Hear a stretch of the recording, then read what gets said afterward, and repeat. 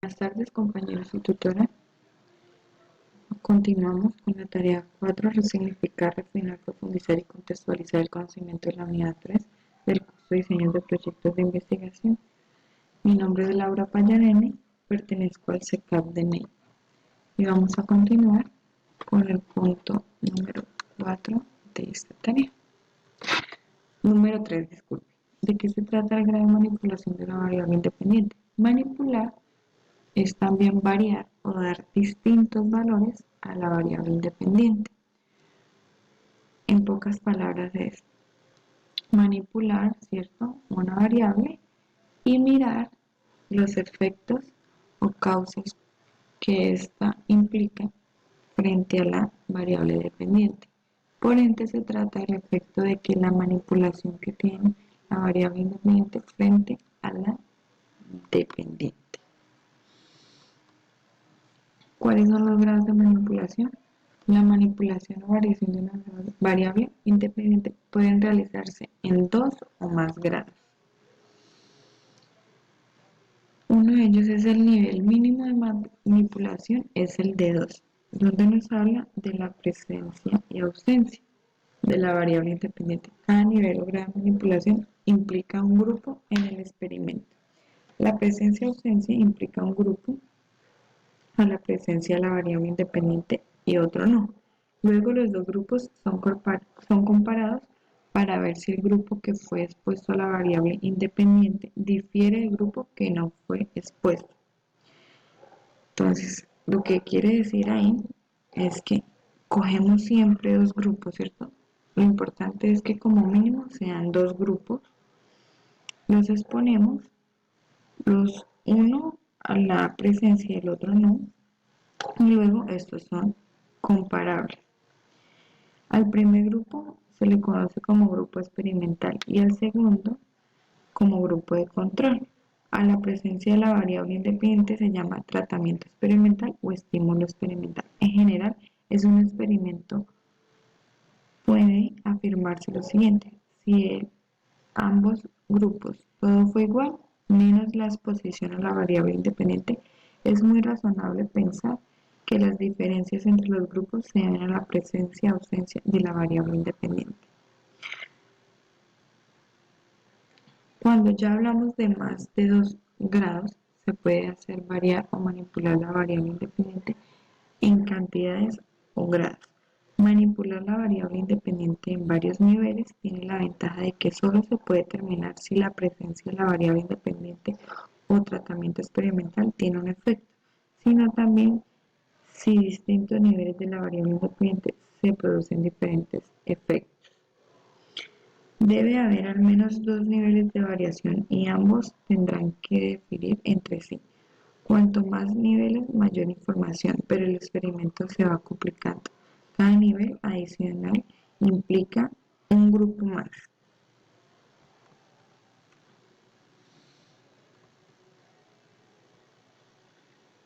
¿Cómo se define la manera en que se manipulan las variables independientes? Al manipular una variable independiente es necesario especificar qué se va a entender por esa variable en el experimento, es decir, trasladar el concepto teórico a un estímulo experimental en una serie de operaciones y actividades concretas a realizar. Para definir cómo se va a manipular una variable es necesario, primero, consultar los antecedentes, es decir, consultar si el experimento está resuelto de la forma de manipular la variable. Es imprescindible analizar si la manipulación de estos experimentos pueden aplicarse al contexto específico de nuestro cómo puede ser a nuestra situación experimental. Si la presencia de la variable independiente en él o los grupos experimentales es débil, probablemente no se encontrará efectos, pero no porque no pueda haberlos. El segundo es evaluar la manipulación antes de que conduzca el experimento. Hay varias preguntas para evaluar su manipulación. Las variables experimentales representan la variable conceptual que se tiene en mente. Los diferentes niveles de variación de la variable independiente harán que los sujetos se comporten diferente.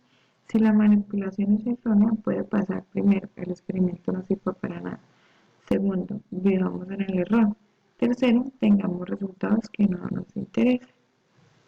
Tercero, incluir verificación para la manipulación. Es decir, cuando se utilizan seres humanos hay varias formas de verificar si realmente funciona la manipulación. La primera es entrevistar a los sujetos. Una segunda forma de incluir mediación relativa a la manipulación durante el experimento. ¿De qué se trata el control de la validez interna de un experimento?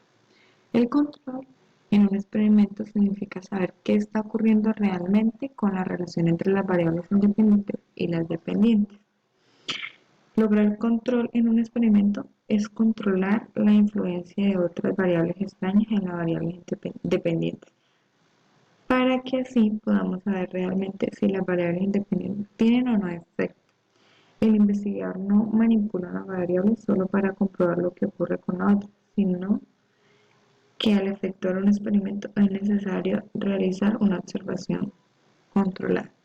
La validez interna se relaciona con la calidad del experimento y se logra cuando hay control, cuando los grupos difieren entre sí solamente en la posición de la variable independiente. ¿Cómo se alcanza el control de un experimento? El control de un experimento se alcanza eliminando las explicaciones rivales o fuentes de invalidación interna. ¿Qué se entiende por invalidación interna? Se trata de explicaciones rivales de que las variables independientes afectan a las dependientes. A esas explicaciones se les conoce como fuentes de invalidación interna, porque atentan contra la validez interna de un experimento. ¿Cuál es la función de la validez externa? La validez externa se refiere a qué tan generalizables son los resultados de un experimento a situaciones no experimentales y a otros sujetos o poblaciones.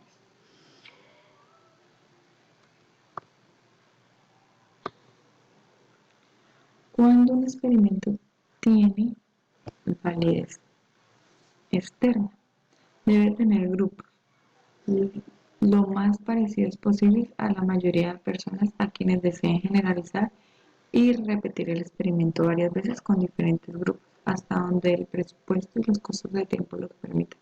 También tratar de que el contexto experimental sea lo más similar posible al contexto que se pretende generalizar. ¿Cómo se logra el control y la validez interna?